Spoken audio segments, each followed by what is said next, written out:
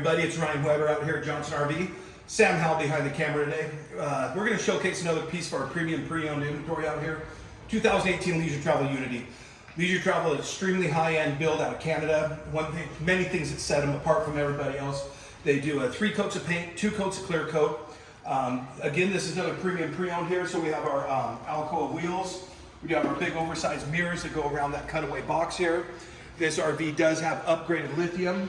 It has our Truma AquaGo. And as you see being a corner bed, we have the 2 shelves back here. Awesome, you can store all sorts of stuff back there. And Leisure Travel, another thing about them, the resale on their RVs is absolutely tremendous. I think they're probably one of the best, if not the best in the industry.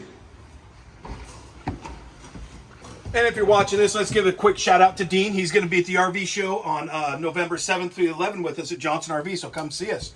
Mercedes cockpit here. And also, this does have the dinette, and the U-shaped dinette instead of the chairs or the couch here. One thing that sets this RV apart too is a lot of other RVs, when the slide is in, you really can't access much. This is fully accessible. Your slide will come into about right here. So if you just want to pull over, take a nap, whatever you want to do, you can access everything.